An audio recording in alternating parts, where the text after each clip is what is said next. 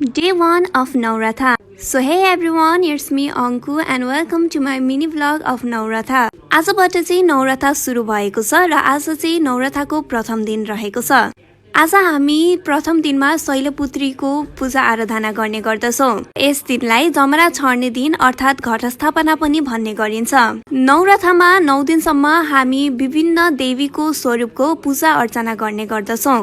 आजको दिन हामी कलश स्थापना गरेर जमरा छर्ने गर्दछौं। जमरा चाहिँ हामी थोरै बालुवा मिसिएको माटोमा छर्ने गर्दछौं र त्यो चाहिँ हामी आरीमा, कार्टुनमा या टपराहरूमा छर्न सक्दछौं।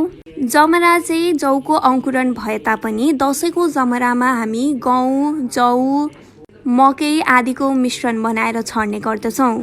जमरा चाहिँ कुनै कुनै मठ मन्दिरहरूमा सामूहिक रूपमा पनि छर्ने गरिन्छ र आफ्नै घरको पूजा कक्षमा पनि जमराहरू छर्ने गरिन्छ। जमरा छर्नका लागि हामीले यस्तो कोठा छनौट गर्नुपर्दछ जहाँ प्रकाश राम्ररी छिर्न नपाओस्। नवरथाभरि 9 दिनसम्म हामी विभिन्न देवीहरूको पूजा अर्चना गर्ने गर्दछौं। प्रथम दिन हामी शैलपुत्रीको पूजा गर्छौं भने दोस्रो दिन हामी ब्रह्मचारिणीको पूजा गर्ने गर्दछौं। विजया दशमीको दिन हामीले आज रोपेको जमरालाई प्रसादीको रूपमा लगाउने गर्दछौं। हामीले जमरा छर्न तयार पारेका मकै, जौ, गहुँहरू चाहिँ एक दिन अगाडि नै मजाले भिजाएर भोलिपल्ट सुक्खा पारेर छर्नु पर्दछ र त्यसरी नै मामुले पनि सबै चीजहरू सुक्खा पारेर यहाँ पूजाहरू गरेर सबै टपरी, बाटा अनि कार्टुनहरूमा छर्दै हुनुहुन्छ। हामीले सबै कुरा मजाले छरिसकेपछि अलिअलि पानीहरू हाल्नुपर्छ र दिनदिनै हामीले बिहानै पूजा गर्ने समयमा चाहिँ मजाले पानीहरू छर्किनुपर्छ। थोरै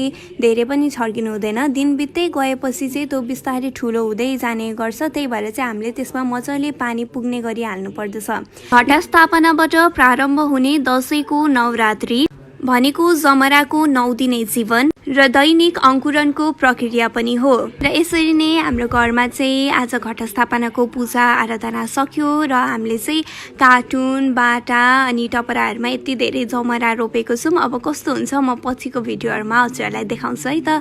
by bye, thank you so much for watching my mini vlog.